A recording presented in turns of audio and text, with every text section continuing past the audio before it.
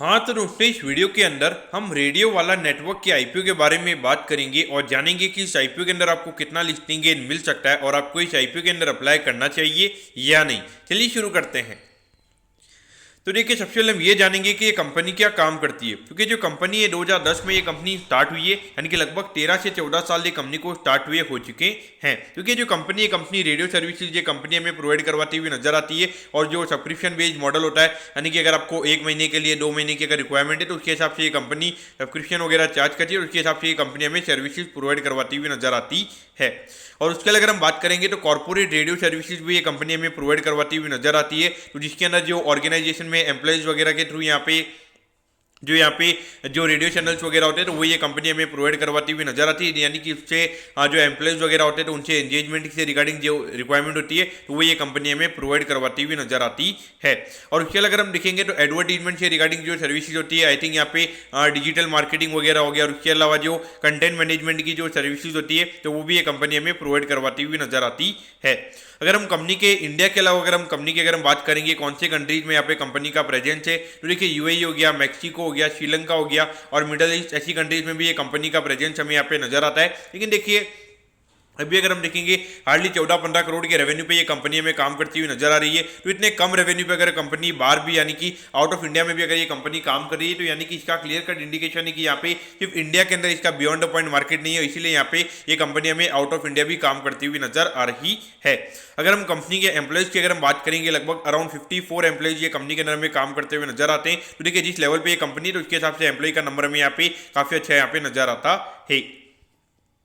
अगर हम यहाँ पे ऑब्जेक्टिव की अगर हम बात करेंगे, यानी कि जो आईपीओ से कंपनी को पैसा मिलने वाला है उसे कंपनी कैसे यूटिलाइज करने वाली है, तो देखिए यहाँ पे कंपनी को टेक्नोलॉजी में इन्वेस्ट करना है तो उससे रिगार्डिंग यहाँ पे कंपनी का आईपीओ में आता हुआ नजर आ रहा है। और कुछ कंपनी को यहाँ पे कैपेक्स करना है और उसके अलावा यहाँ पे कंपनी को वर्किंग कैपिटल की रिक्वायरमेंट है, यानी कि जो डेली टू डेली कैश की रिक्वायरमेंट होती है उसके रिगार्डिंग यहाँ पे कंपनी का आईपीओ में आता हुआ नजर आ रहा है। और बाकी यहाँ पे जो कंपनी का आईपीओ से रिलेटेड यहाँ पे जो कंपनी को एक्सपेंसिव लगने वाले वो भी कंपनी हमें इसी से यूटिलाइज करती हुई नजर आएगी। अब अगर हम यहाँ पे प्रमोटर्स के बारे में अगर हम बात करेंगे तो देखिए अनिल श्रीवास्तव जी, उसके अलावा गुरनीत कौर भाटिया जी और उसके अलावा हरविंदरजीत सिंह भाटिया जी हमें यहाँ पे कंपनी के प्रमोटर नजर आते हैं। अगर हम कंपनी के फाइनेंशियल्स की अगर हम बात करेंगे तो देखिए 2021 में अराउंड 5 करोड़ 89 लाख के लगभग कंपनी का रेवेन्यू का नंबर था और उसके अगेंस्ट कंपनी ने लगभग 10 लाख के लगभग कंपनी ने प्रॉफिट किया था। और वहां से अगर हम देखेंगे अच्छा ग्रोथ हमें रेवेन्यू में देखने को मिला है, अराउंड 10 करोड़ 50 लाख के लगभग हमें यहाँ पे कंपनी का रेवेन्यू होता हुआ नजर आया था। यानी कि लगभग अगर हम अमाउंट वाइज अगर हम बात करेंगे तो 4.5-5 करोड़ से कंपनी का रेवेन्यू का नंबर हमें यहाँ पे बढ़ता हुआ नजर आया है और परसेंटेज वाइज अराउंड 80-90% की ग्रोथ हमें ये नजर आती है। अगर हम प्रॉफिटेबिलिटी की बात करेंगे तो यहाँ पे नंबर 47 लाख के लगभग यहाँ पे हमें होता हुआ नजर आया था, यानी कि ऑलमोस्ट अगर आप देखोगे 4.7 टाइम्स यहाँ पे कंपनी की जो प्रॉफिटेबिलिटी है वो हमें बढ़ती हुई नजर आई है। अगर हम उसके 2023 में अगर हम देखेंगे अराउंड 14.02 करोड़ के लगभग का रेवेन्यू का नंबर हमें यहाँ पे कंपनी का नजर आता है। अगर हम अमाउंट वाइज अगर हम बात करेंगे लगभग 3.5 करोड़ से यहाँ पे कंपनी का रेवेन्यू का नंबर बढ़ा और अराउंड परसेंटेज वाइज अगर हम बात करेंगे अराउंड 30-35% से ये कंपनी का रेवेन्यू का नंबर हमें यहाँ पे ग्रो होता हुआ नजर आया था। अगर प्रॉफिटेबिलिटी की बात करेंगे तो 1.02 करोड़ के लगभग का प्रॉफिट यहाँ पे कंपनी को हुआ, यानी कि लगभग 55 लाख से कंपनी की प्रॉफिटेबिलिटी हमें यहाँ पे बढ़ती हुई नजर आई थी, यानी कि डबल से भी ज्यादा नेट प्रॉफिट का नंबर हमें यहाँ पे कंपनी का बढ़ता हुआ नजर आया। अगर हम अभी 7 महीने के कंपनी के नंबर की अगर हम बात करेंगे तो अराउंड 8 करोड़ 71 लाख के लगभग कंपनी का रेवेन्यू का नंबर हमें यहाँ पे नजर आता है और उसमें लगभग 1 करोड़ 13 लाख के लगभग कंपनी ने प्रॉफिट किया है। तो देखिए डेफिनेटली थोड़ा बहुत यहाँ पे हो सकता है कि यहाँ पे कंपनी ने नंबर को इन्फ्लेट किया होगा, क्योंकि पिछले साल 14 करोड़ के रेवेन्यू पे कंपनी ने 1 करोड़ 2 लाख के लगभग कंपनी ने प्रॉफिट किया था। तो अभी अगर हम देखेंगे ऑलमोस्ट 6 करोड़ के लगभग कंपनी का रेवेन्यू का नंबर हमें यहाँ पे कम नजर आता है। तो 6 करोड़ रेवेन्यू पे 10 लाख से प्रॉफिट लगभग कंपनी का कैसे बढ़ सकता है, तो ये मुझे थोड़ा डाउट लगता है। लेकिन फिर भी यहाँ पे ये साल लगभग कंपनी का 15-16 करोड़ के लगभग कंपनी का रेवेन्यू हो सकता है और उसके हिसाब से लगभग यहाँ पे 1 करोड़ 20 से 25 लाख के लगभग टोटल साल की प्रॉफिटेबिलिटी यहाँ पे कंपनी की हो सकती है। अगर हम आईपीओ की डिटेल्स के बारे में अगर हम बात करेंगे तो देखिए 27 मार्च को ये आईपीओ में स्टार्ट होता हुआ नजर आएगा और 2 अप्रैल को ये आईपीओ में क्लोज होता हुआ नजर आएगा। 76 रुपीज पर शेयर पे ये कंपनी हमें शेयर देती हुई नजर आ रही है। 1600 शेयर्स का हमें यहाँ पे लॉट नजर आता है, यानी कि एक लॉट को अप्लाई करने के लिए 1,21,600 रुपये आपको यहाँ पे लगने वाली है। अगर हम इश्यू साइज की अगर हम बात करेंगे तो 14 करोड़ 25 लाख के लगभग का आईपीओ में यहाँ पे नजर आता है और ये जो पूरा पैसा है ये कंपनी के पास में जाता हुआ नजर आएगा और इसमें से अराउंड 35% के लगभग का रिटेल कोटा है, यानी कि लगभग हार्डली 5 करोड़ के लगभग का ही रिटेल कोटा में यहाँ पे कंपनी का नजर आता है। और ये जो कंपनी है कंपनी हमें एनएससी के एसएमई प्लेटफॉर्म पे ये कंपनी हमें लिस्ट होती हुई नजर आएगी।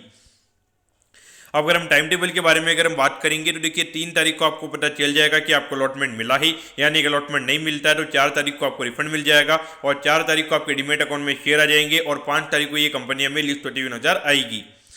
अब एट दी एंड अगर हम यहाँ पे वैल्यूएशन के पैरामीटर्स की अगर हम बात करेंगे तो देखिए अराउंड 53 या 54 करोड़ के मार्केट कैप पे ये कंपनी का आईपीओ में आता हुआ नजर आ रहा है और उसके हिसाब से अगर हम यहाँ पे कंपनी की अगर ये साल के लगभग 1.5 करोड़ की अगर हम अर्निंग कंपनी की मान के चलते हैं तो उसके हिसाब से अराउंड 35 टाइम्स के पी रेशियो पे ये कंपनी का आईपीओ में आता हुआ नजर आ रहा है। तो देखिए जिस तरीके से ये कंपनी हमें ग्रोथ हुई नजर आ रही है अराउंड 30-35% की हमें यहाँ पे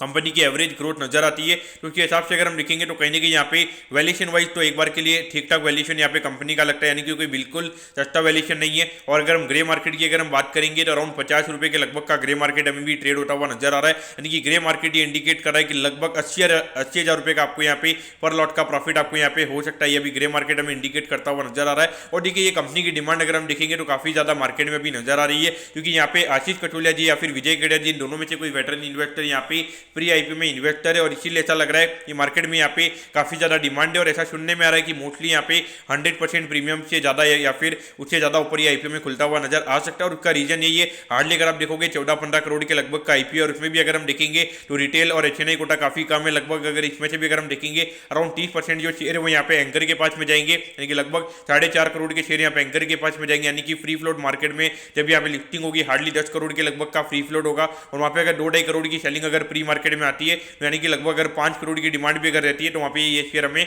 डबल पे लिस्ट होता हुआ नजर आ सकता है। तो मेरे ख्याल से देखा जाए तो ऑल ओवर यहाँ पे कंपनी ठीक ठाक है, ग्रोथ वाइज कंपनी ठीक कर रही है, लेकिन मुझे एक नेगेटिव बात ये लगी कि इतने छोटे लेवल पे कंपनी इंडिया से बाहर काम कर रही है, यानी कि इतनी 3-4 कंट्रीज में ये कंपनी का प्रेजेंस हमें यहाँ पे नजर आता है, यानी कि ये जो कंपनी जो सर्विसेज प्रोवाइड करवा रही है इसमें बियॉन्ड पॉइंट बाई चांस